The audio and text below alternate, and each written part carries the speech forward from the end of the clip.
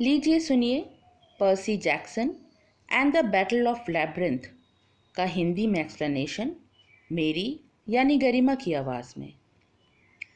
कहानी शुरू होती है जब बड़ी मुश्किलों से हमारा डेमी गॉड यानी कि पर्सी, जो कि एक हाफ ब्लड है, यानी कि उसकी माँ तो मनुष्य हैं पर उसके पिता समुद्र के राजा पोसाइडन हैं। पोसाइडन 3 ग्रीक गॉड महाशक्तियों में से एक हैं। ये 3 महाशक्तियाँ हैं ज़्यूस, हेडीज और पोसाइडन। ज़्यूस जहाँ आकाश के देव हैं तो हेडीज पाताल लोक के और पोसाइडन समुद्र के देवता हैं।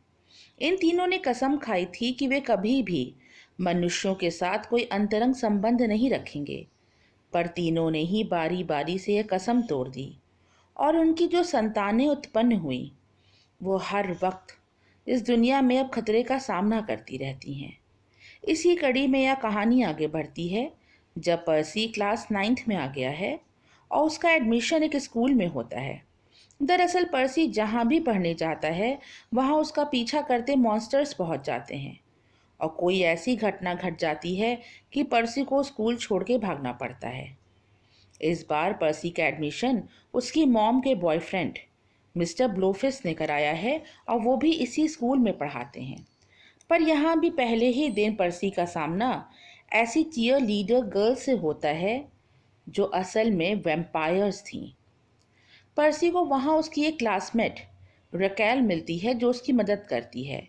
ऐसे तो वह एक आम लड़की है, मतलब कि वो कोई हाफ ब्लड या डेमीगॉड नहीं है, पर कुछ इंसानों में ऐसी शक्तियाँ होती हैं कि वह भगवान के माया जाल या मिस्ट के परे देख सकें।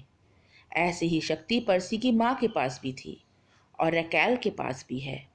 उसे आभास हो जाता है कि ये 2 चीयर लीडर्स जो हैं वो असल में मॉन्स्टर्स हैं और वह पर्सी की जान बचाने में उसकी मदद करती है। पर्सी वहाँ से भागने लगता है तो उसमें से एक वैम्पायर लड़ाई करते हुए अचानक आग का गोला बन के गायब हो जाती है और पीछे से पूरा स्कूल आग की लपटों में घिर जाता है। इसके लिए भी सब पर्सी को ही जिम्मेदार ठहराते हैं। उसी दिन एनाबेथ भी पर्सी से मिलने आने वाली थी और दोनों मिलके हाफ ब्लड कैंप वापस चले जाते हैं। हाफ ब्लड कैंप में माहौल गर्म है और पर्सी के कैंप डायरेक्टर अब गॉड डायनोसियस यानी मिस्टर डी नहीं है, बल्कि उनकी जगह ले ली है क्विंटस ने। क्विंटस की बहुत ही मिस्टीरियस पर्सनैलिटी है। वो चाहे कितनी भी गर्मी में काम कर ले उसे पसीने की एक बूंद नहीं आती, उसके चेहरे पे कोई भाव नहीं आते। उसके पास ही उसकी एक पालतू हेल हाउंड है, मिसेस ओ लेयरी, जो कि आकार में काफ़ी बड़ी है, पर वह क्विंटस से बहुत प्यार करती है और वह पर्सी को भी पसंद करती है। हाफ ब्लड कैंप में एक मीटिंग है जिसका संबंध ग्रोवर से है। ग्रोवर जो कि एक सैटर है, यानी आधा बकरी और आधा इंसान। वो कई सालों से वन्य देवता पैन की तलाश कर रहा है और सिर्फ ग्रोवर ही नहीं, उसके पहले भी कई सैटर ऐसी ही तलाश कर चुके हैं, पर वे सारे नाकाम रहे हैं। उनके वन्य देवता पैन 2000 सालों से गायब हैं, किसी को नहीं दिखाई दिए और ग्रोवर के पास उन्हें ढूंढने का यह आखिरी मौका है। उसे 1 सप्ताह का समय दिया जाता है। उधर पर्सी को रात में अपने कैंप के कमरे में पानी के फाउंटेन में एक दृश्य दिखाई देता है कि बियांका का भाई निको गलत संकट में है। निको जो कि पाताल लोक के देवता हेडीज की संतान है, मृत्यु के देवता की संतान। वह पर्सी से बहुत नाराज है क्योंकि पर्सी से उसने कसम ली थी कि वह उसकी बहन बियांका की रक्षा करेगा। पर पिछले पार्ट में हमने देखा कि किस तरह बियांका मृत्यु को प्राप्त होती है। हाफ ब्लड कैंप में एक चर्चा हो रही है एक लैब्रिंथ के बारे में। लैब्रिंथ यानी कि भूल भुलैया, जिसका निर्माण हजारों वर्ष पहले एक वैज्ञानिक डिडालिस ने किया था। इस लैब्रिंथ की खास बात यह है कि वह खुद ब खुद बढ़ती रहती है और इस तरह से वह पूरे संसार में फैल चुकी है। जगह जगह पर इस लैब्रिंथ में जाने के लिए दरवाजे हैं जिस पे डेल्टा या त्रिकोण का चिन्ह है। जब हाफ ब्लड के कोई भी बच्चा उस त्रिकोण को छुएगा तभी उसका दरवाज़ा लैब्रिंथ में खुल जाता है। अब जबकि यह भूल भुलैया या लैब्रिंथ पूरे संसार में फैल चुकी है तो शायद इस कैंप के नीचे भी है। उस लैब्रिंथ के जरिए बुरी शक्तियां पाताल लोक से आके कैंप पे हमला कर सकती हैं। सबको इस बात की बहुत चिंता हो रही है, क्योंकि उधर लूक वो क्रोनोस से मिल चुका है और वह मरा नहीं है, वह जीवित है। इसके लिए आप पर्सी जैक्सन सीरीज के पहली 3 कहानियां सुन सकते हैं, जिनका लिंक डिस्क्रिप्शन बॉक्स और कमेंट सेक्शन में है। ल्यूक क्रोनोस के मरे हुए अवशेषों में शक्तियां प्रदान करता रहता है, जिससे क्रोनोस एक दिन वापस शक्तिशाली हो जाएगा और ओलंपस यानी देवताओं के शहर पर कब्जा कर लेगा। पर्सी जब एक दिन एक प्रतियोगिता के तहत गहरे जंगल में जाता है तो उसे पेड़ों के पीछे गड्ढा दिखाई देता है। वह उस गड्ढे में छुप जाता है। उसके साथ एनाबेथ भी थी, पर वे दोनों उस गड्ढे में गहरे चले जाते हैं और वो इसी लैबिरिंथ यानी कि उसी भूल भुलैया में पहुंच जाते हैं। उन्हें मालूम पड़ता है कि इस कैंप के नीचे भी यह लैबिरिंथ मौजूद है। तभी एनाबेथ को वहां पर एक त्रिकोण या डेल्टा का साइन दिखाई देता है, जिसे दबाकर वो वापस बाहर आ जाते हैं। सब उन्हें ढूंढते हुए वहां पहुंच गए थे, क्योंकि उन्हें गए 5 से 6 घंटे बीत चुके थे, जबकि पर्सी को तो सिर्फ 5 या 6 मिनट ही लगे थे। इसका मतलब था कि लैबिरिंथ में समय बहुत तेजी से बीतता था। दरअसल इस लेबिरिंथ के अंदर डिडालस की एक वर्कशॉप है, जिसके अंदर एरिएंड्रे स्ट्रिंग है। एरिएंड्रे स्ट्रिंग एक लाल रंग का धागों का गोला है। अगर उसे कोई हाथ में ले ले तो ये भूल भुलैया का रास्ता वो आसानी से जान सकता है। ये जो लैबिरिंथ है, इसका रास्ता पल पल बदलता रहता है, पर अगर किसी के पास एरिएंड्रे स्ट्रिंग होती है तो वह जादुई शक्तियों से उसे सही रास्ते का ज्ञात कराती जाती है। ल्यूक यही एरिएंड्रे स्ट्रिंग उस डिडालस की वर्कशॉप से लेना चाहता है, पर ल्यूक वहां पहुंचे इसके पहले ही पर्सी और उसके दोस्तों को वहां पहुंच जाना है। इसके लिए एनाबेथ, पर्सी, ग्रोवर और पर्सी के भाई टाइसन को एक क्वेस्ट पे भेजा जाता है, जिससे वे ल्यूक से पहले डिडालस की वर्कशॉप पे पहुंच जाएं। इस लैबिरिंथ के अंदर कई राज छुपे हैं। वो जादुई रूप से घटती बढ़ती रहती है। साथ ही उसके अंदर बहुत से डरावने मॉन्स्टर छुपे बैठे हैं। इसलिए लैबिरिंथ के अंदर जाके जिंदा वापस बाहर आना लगभग नामुमकिन है। क्वेस्ट पर जाने से पहले पर्सी को फाउंटेन में फिर से निको दिखता है, जो किसी गहरी अंधेरी जगह पर है, और उसके साथ मुर्दों का राजा किंग माइनॉस है, जो मर चुका है, पर उसकी आत्मा निको को गलत दिशा में लेके जा रही है। ये दृश्य पर्सी को दरअसल निको की बहन बियांका दिखा रही थी, जो अब मर चुकी है। वो इस दुनिया में तो नहीं है, पर वह पर्सी को इशारा कर रही है कि वह किसी तरह उसके भाई निको की रक्षा कर सके। फाउंटेन में पर्सी देखता है कि भूतों का राजा माइनॉस निको से तंत्र विद्या करवा रहा है, जिससे निको की बहन बियांका जिंदा हो जाए। पर दरअसल वो निको को धोखा दे रहा था। वो तो यह तंत्र विद्या इसीलिए करवा रहा था जिससे वह स्वयं मानव शरीर पाकर जिंदा हो सके। लैबिरिंथ में पर्सी और उसके दोस्तों का सफर मुश्किलों से भरा था। सही रास्ता किधर है उन्हें कुछ भी मालूम नहीं पड़ रहा था, और हर पल वो डरावने मॉन्स्टर्स का सामना कर रहे थे। भूल भुलैया का सही रास्ता एरिएंड्रे स्ट्रिंग बता सकती थी, पर उस तक पहुंचना आसान नहीं था। वो तो डिडालस की वर्कशॉप में रखी थी, और ल्यूक से पहले पर्सी को जल्द से जल्द उसे वहां पहुंच के एरिएंड्रे स्ट्रिंग ले लेनी थी। उस लैबिरिंथ के अंदर पर्सी को कई डरावने सपने आते हैं, जिससे उसे मालूम पड़ता है कि हजारों वर्ष पूर्व एक क्रूर और लालची राजा माइनॉस था, जिसने डिडालस नाम के वैज्ञानिक को कैद करके रखा था। डिडालस एथीना की संतान थे, जिस प्रकार एनाबेथ है। एथेना जो कि ज्ञान की देवी हैं, उन्होंने कभी भी शादी ना करने की कसम खाई थी, और उसलिए उनकी संतानें जैसे डिडालस, एनाबेथ, ये सब सिर्फ एथेना की सोच से ही उत्पन्न हुए थे। जब भी उन्हें कोई अपनी बुद्धि जैसा मानव मिलता तो उन दोनों के मस्तिष्क से ही संतान उत्पन्न हो जाती थी।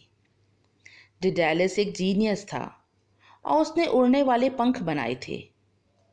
किंग माइनॉस की गिरफ्त से छूटने के लिए एक दिन वो और उसका बेटा लैबिरिंथ से पंख बांध के ऊपर आकाश में उड़ जाते हैं, पर तभी माइनॉस के सैनिक उन पर हमला कर देते हैं और जल्दीबाजी में डिडालस का बेटा समुद्र में गिर के मर जाता है।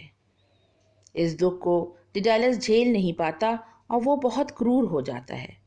फिर कई वर्षों तक वह छुप कर रहता है, जहां उसका भतीजा उसके साथ काम सीखता था। डिडालस का भतीजा उससे भी तीव्र बुद्धि का बच्चा था और उसने एक ऐसा आविष्कार बनाया था जिससे मनुष्य जब चाहे अपनी आत्मा को किसी रोबोट में डालकर जीवित रह सकता था। डिडालस उसे धोखा से मार देता है और उसके आविष्कार पर काम करने लगता है। 10 साल के बाद राजा माइनोस भी धोखे से मारा जाता है और उसकी आत्मा पाताल लोक और लैब्रिंथ में भटकती रहती है। उसे पाताल लोक के राजा हेडीस का लड़का निको मिल जाता है और वह उसके मन में द्वेष भावना भरने लगता है। आगे चल के पर्सी को यह मालूम पड़ता है कि उसकी पुरानी दोस्त रकेल उसकी मदद कर सकती है, क्योंकि एड्रियाड्रे की तरह वह भी जादुई दुनिया या मिस्ट के पार देख सकती थी।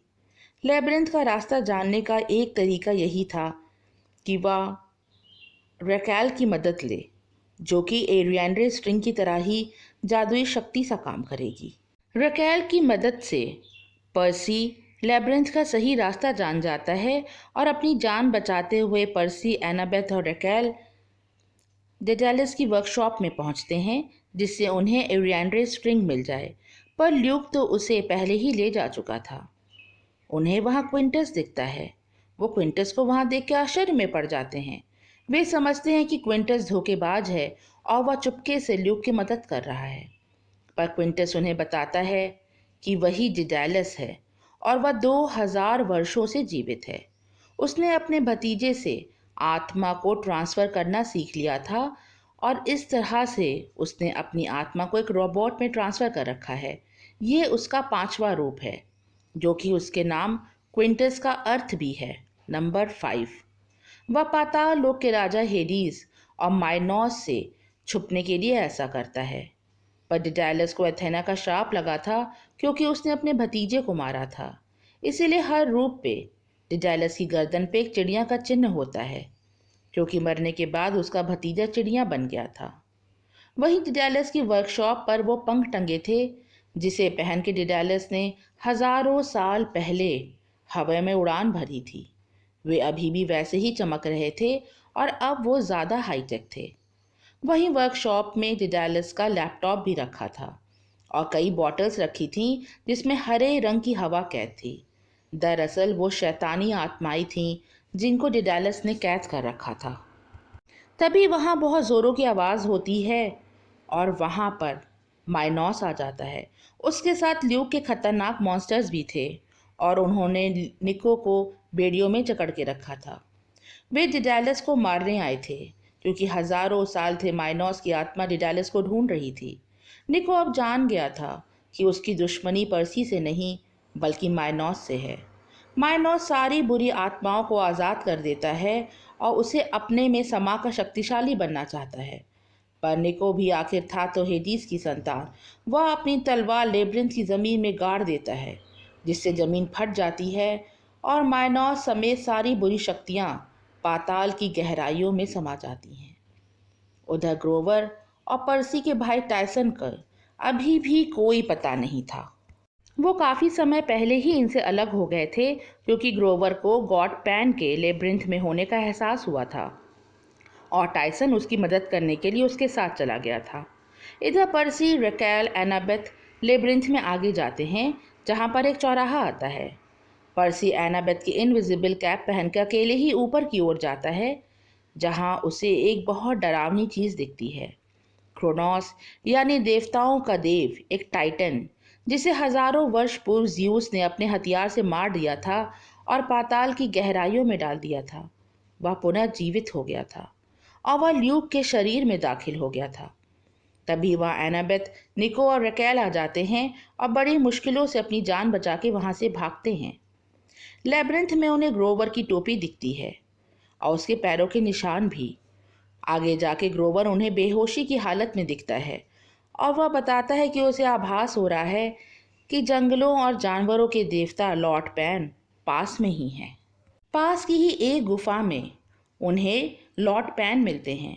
वे अब बहुत बूढ़े हो गए हैं और उनके आसपास विलुप्त जानवर बैठे हैं। सारी गुफा में बेशकीमती हीरे जड़े हैं और वसंत जैसी हवा बह रही है। वह अपनी शक्तियाँ ग्रोवर, एनाबेथ और पर्सी को देखकर विलुप्त हो जाते हैं। सबसे अधिक शक्तियाँ वो ग्रोवर को देते हैं। अब ये सारे हाफ ब्लड्स कैंप के लिए निकलते हैं क्योंकि बहुत जल्द वहाँ पर हमला होने वाला है। रकेल के पिता बहुत अमीर आदमी थे और उन्हीं की गाड़ी से वे सब आगे जाते हैं और फिर पेगासस यानी उड़ने वाले घोड़े पर बैठकर कैंप की तरफ उड़ जाते हैं। रकेल क्योंकि हाफ ब्लड नहीं थी इसीलिए वो आगे नहीं जाती। उधर हाफ ब्लड कैंप में सभी मॉन्स्टर्स का सामना करने के लिए तैयार थे। वो सभी लैब्रिंथ के दरवाजे पे खड़े थे। तभी बहुत सारे राक्षस लैब्रिंथ से निकलते हैं जिनसे लड़ना आसान नहीं था। इस युद्ध में कई हाफ ब्लड्स मारे जाते हैं।